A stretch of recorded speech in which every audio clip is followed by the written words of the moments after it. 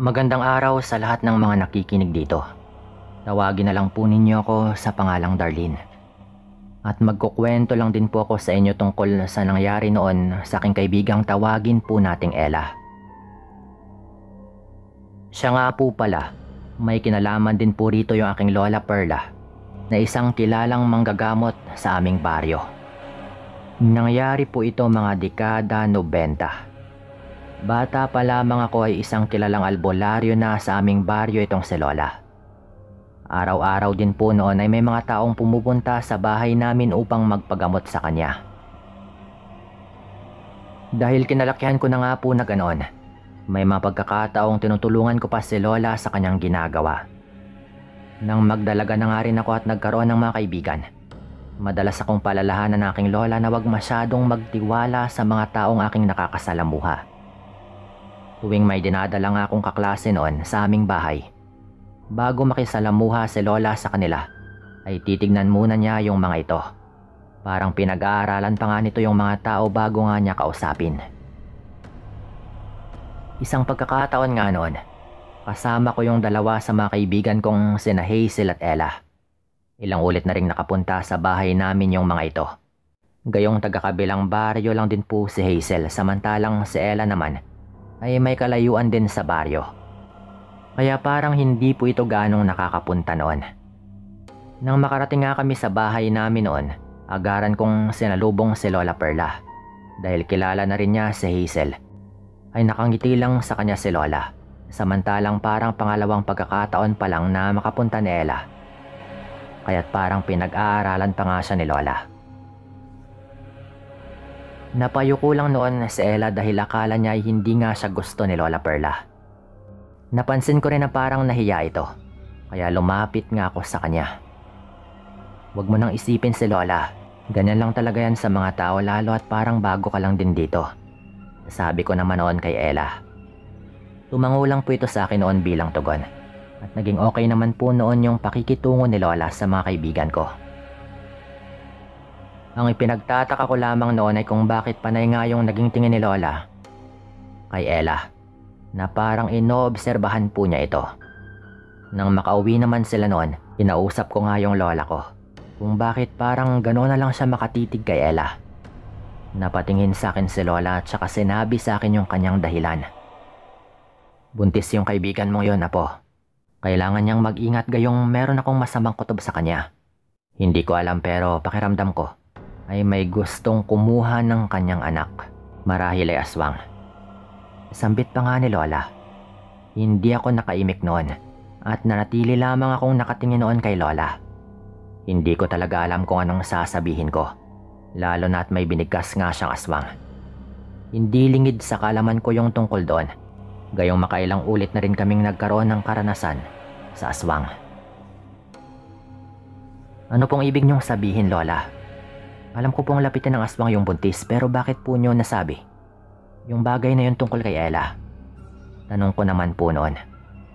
Hindi ko rin alam pero masama lang yung kutob ko.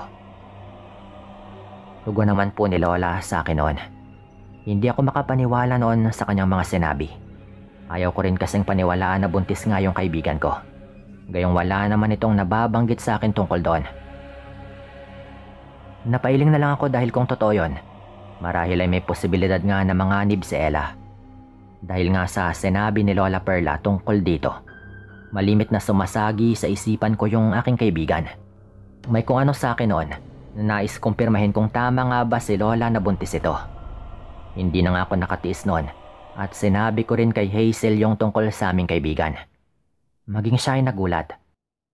Pero nagdadalawang isip siyang paniwalaan yung sinabi ni Lola. Dahil wala rin ngang nababanggit sa kanya si Ella. Kailangan natin siyang makausap kung ganon para makumpirma natin kung totoo ba talaga. Wika pa nga ni Hazel noon. Sumang-ayon naman ako sa kanya noon at nagkasundo nga kaming puntahan siya sa kanilang bahay. Bumiyahe kami ni Hazel noon patungo sa baryo ni Ella. Noong makarating na nga kami sa bahay nila, naabutan naming parang nagkakagulo yung kanilang pamilya. Nang makita kami ng nanay ni Ella, gayong kilala rin po kami nito, ay lumapit nga rin po ito. Nagtataka man siya kung bakit nga kami naroroon, pero hindi ito nagtanong, bagkus ay sinabihan niya kaming may nangyaring hindi maganda sa aming kaibigan.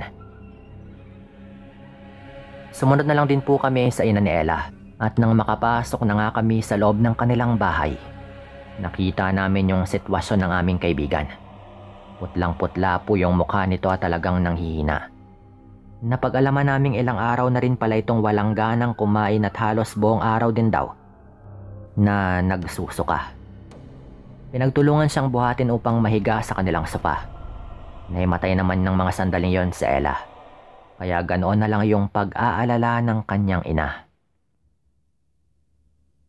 Dali na lamang natin siya sa ospital at baka kung ano pa yung mangyari sa kanya. Wika naman ng isa sa mga tiyahin ni Ella. Nagkatinginan kami ni Hazel noon. Gayong naisip na nga namin na baka buntis talaga ito. Kaya nga siya nagkakaganoon. Wala po bang sinasabi si Ella sa inyo tungkol sa kanyang pagbubuntis? Direktang tanong ni Hazel noon sa ina ng kaibigan ko. Naggulat ito at maging yung kanyang mga tiyahin kaya't napatingin nga sila kay Hazel. Ano? Anong ibig mong sabihin? Buntis si Ella? Tanong nga ng kanyang tiyahin noon. Nagkatinginan kami ni Hazel dahil doon. Hindi pa kami sigurado kung buntis nga ito kaya't sinabihan namin sila na mas mabuti nang tanungin na lamang nila si Ella kapag nagising na ito. Sumang-ayon naman sila noon. Kaya pala kung minsan ay nakakarinig ako ng mga ingay sa likod ng bahay ninyo tuwing gabi. Dahil siguro buntis Ella at baka inaaswang na rin siya. Sabi pa ng isang tiyahin ng kaibigan namin. Hindi naman kami nakaimik noon at nagkatinginan lang silang lahat. Nasa ganon nga kaming sitwasyon nang biglang nagising itong si Ella. Agad siyang inasikaso ng kanyang ina at tinanong ito kung kamusta na nga ba yung kanyang pakiramdam. Napaiyak na lamang noon yung aming kaibigan habang nakatingin sa kanyang ina. Ano bang problema, anak? Totoo bang buntis ka? Tanong pa nga ng ina niya sa kanya. Napahagulgol na lamang noon yung aming kaibigan. Nay, pasensya na po kayo ha, inilihim ko po. Ayaw po kasing panagutan ng nobyo ko yung ginawa niya sa akin eh. Wika pa nga po nito. Napasa po naman sa kanyang noo yung ina ni Ella at hindi alam kung anong gagawin. Paghigbi lang din ni Ella yung maririnig ng mga sandaling yon. Tinanong nga siya ng kanyang ina kung saan ba nakatira yung lalaking yon at kakausapin daw nila. Pero napailing na lamang si Ella. Sinabihan pa niya yung kanyang ina na wag na lamang nilang pilitin yung lalaking yon. Gayong mas nais pa nga nitong ipalaglag yung bata kaysa panagutan. Nagalit nga yung ina ng aming kaibigan noon pero hindi na rin po ito nagpumilit pa. Ayon pa nga din dito, mas maigi nang hindi na nga nito makilala yung bata dahil isa itong walang kwentang tao. Dahil sa napag-alaman namin noon, pagka-uwi ko sa aming bahay ay sinabi ko kaagad kay Lola yung tungkol kay Ella. Ikwinento ko rin sa kanya na mukhang may nag-aaswa nga sa aking kaibigan gayong ilang gabi ng araw na may kumakaluskos sa kanilang bahay. Makalipas nga yung halos mga 3 araw, matapos naming malaman noon na talagang buntis si Ella. Nagulat kami nang bigla silang pumunta sa bahay. Namimilipit naman sa sakit ng kanyang tiyan yung aking kaibigan noon. Kaya agad siyang inasikaso ng aking lola. Tumulong na rin ako noon at pinahiga nga namin siya at sinimula naman kaagad ni Lola na tignan ito. Ilang ulit na hinahaplos ni Lola yung kanyang tiyan na parang pinapakiramdaman kung ano nga bang nangyayari doon. Napapailing pa noon si Lola kaya bahagya kong nabahala para sa aking kaibigan. May nakainom na inom ka ba mula sa labas ng bahay ninyo? Kahit saan basta hindi nagmula mismo sa loob ng inyong bahay. Tanong pa nga ni Lola kay Ella. Kahit na nasasaktan ay napaisip noon yung kaibigan ko at doon nga ay nagkuwento ito. Simula po ng araw na huling pumunta ako sa bahay ng aking dating nobyo, nagsimula na rin pong sumakit yung tiyan ko. Kumain at uminom lang po ako doon ng inihandang pagkain ng aking dating nobyo. Tugon pa nga ni Ella kay Lola Perla. Napailing ulit noon yung aking lola, kaya tinanong nga siya ng ina ni Ella. Marahil ay may ipinainom sa kanya. Kaya nga siya nagkakaganito. Hindi rin ako nagkamali sa kutob kong may nais kumuha sa kanyang anak. Gayong nagawa na nga siyang painumin ng lason upang maapektuhan rin yung kanyang pinagbubuntis. Wika pa nga ni Lola noon. Sinabi rin ni Lola na magagawa pang mailigtas yung sanggol basta't sundin lamang yung sasabihin nito. Nang tanungin din si Lola kung sino nga ba yung gustong kumuha sa bata na nasa sinapupunan ni Ella, ay hindi na nga siya nagdalawang isip na sabihin dito na isa umanong aswang. Inaaswang kami noong nakaraang araw. Hindi ko nga rin alam kung nagkataon lang din o yun na nga rin yung aswang na tinutukoy mong gustong kumuha sa apo ko. Parang ilang ulit na ring dinadalaw ng aswang yung bahay namin eh. Wika pa nga ng ina ni Ella. Humingi na rin sila ng tulong kay Lola noon kung paanong hindi na makakabalik yung aswang na yon sa kanilang bahay. Pero umiling si Lola dahil ayon dito, mahihirapan siyang gawin yon dahil malaki daw yung pagnanais ng aswang na makuha yung sanggol. Hindi kaya aswang yung pamilya ng dati mong nobyo, iha? Tanong pa nga ni Lola kay Ella noon. Natigilan kami dahil doon. Hindi rin alam ni Ella kung ano nga bang itutugon gayong noon lang din niya napagtanto na hindi pa nga niya lubos na nakikilala yung pamilya ng kanyang dating nobyo. Dahil nais rin ni Lola na tulungan nga yung kaibigan ko, siya na nga mismo yung nagsabi na mananatili siya sa bahay ni na Ella. Kahit 3 araw daw para tulungan nga yung mga ito. Sumang-ayon naman yung ina ni Ella, kaya ng araw din na yon ay sumama nga si Lola sa kanila. Ayaw man sana kung isama ni Lola pero wala rin siyang nagawa pa noong yung mismong nanay na nga ni Ella yung nagsabi na pwede rin akong sumama. Hindi na ako tumanggi pa noon dahil gusto ko ring tulungan si Lola at maging yung kaibigan ko. Nang mga 3 gabi pa kami pinaranasan ng aswang sa bahay nila Ella noon. Bigla na lamang nagsisigaw si Ella dahil sa labis na pananakit ng kanyang tiyan. Dahil alam ni Lola na may kakaiba sa paligid, ay lumabas nga siya upang maglibot at hindi nga siya nabigo nang may makita siyang malaking pusa sa may likod ng bahay nila Ella. Pabalik-balik daw ito ng lakad doon na parang naghihintay lamang ng pagkakataon na gumawa ng pag-atake. Kaya bago pa man niya magawa yon, inunahan na nga siya ni Lola. Sinita raw niya yung malaking pusa at narinig namin yung pagsigaw niya yon. Tinignan lang daw siya ng malaking pusa na yon na parang galit. Na parang nagalit nga raw ito dahil nakita siya ni Lola. Ipinakita pa nito kay Lola yung kanyang matutulis na mga pangil ngunit hindi nagpatinag yung Lola ko. Hinamon pa niya ito at hindi nga nagdalawang isip yung nilalang na sugurin si Lola. Inihanda naman ni Lola yung kanyang sarili noon sa pag-atake ng nilalang. Pero bago pa man makalapit yung aswang na yun sa kanya, ay napasigaw na nga ito na animoy nasaktan. Napalingon din po ito kaya't sinundan nga ni Lola yung kanyang tingin at nakita nito yung 3 kalalakihan na merong dalang mga pana. Dahil nagkaroon ng pagkakataon si Lola, tinaga ng halang niya sa likuran yung malaking hayop na yon, dahilan para muli itong mapasigaw.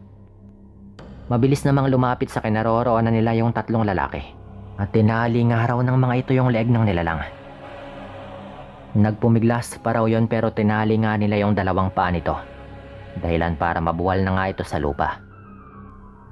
Hinigpitan nga nila yung tali noon. Meron namang dasal na inusal si Lola. Kaya napangyaw ng malakas yung malaking pusang yon na talagang hindi ordinaryo. Tigilan mo na yung buntis rito. Dahil kung hindi ay papatayin ka namin. Sabi pa nga ng isang lalaki na napag-alaman naming mga tsuhin pala ni Ella na talagang nagbabantay na rin pala sa paligid. Hinintay nga nila noon na manghina yung nilalang hanggang sa naging tao raw ito. Nagulat sila dahil yung aswang palang yon ay walang iba rin kundi yung dating nobyo pala ni Ella. Hindi nila akalaing aswang nga ito at ito pa nga mismo yung nais bumiktima sa kanyang sariling anak. Marahil ay gusto rin nitong makuha yung sanggol at nang wala na nga siyang magiging pananagutan kay Ella. Dahil sa nalaman nila, hindi nila pinakawalan yung lalaki at kinausap ng masinsinan. Pinagsabihan daw nila itong wag nang subuking biktimahin yung kanyang sariling anak dahil hindi na rin niya obligasyon yung bata. Doon rin po nila nalaman na mas matanda pala sa pag-aakala ni Ella yung lalaking yon. Hindi niya pala talaga ito kaedad. Humingi naman ng pasensya yung lalaking yon at nangakong hindi na aaswangin yung aking kaibigan.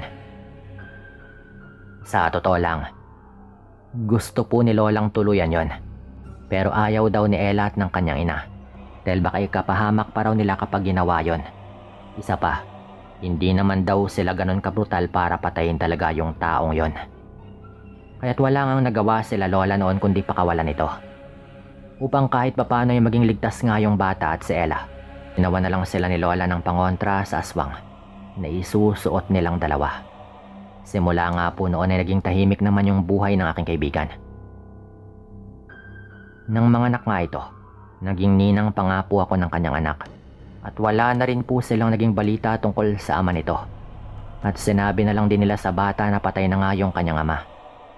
Hindi nila sinabi yung totoo, na ayaw nga ng ama nito sa kanya at nagawa pa nga siyang aswangin ito.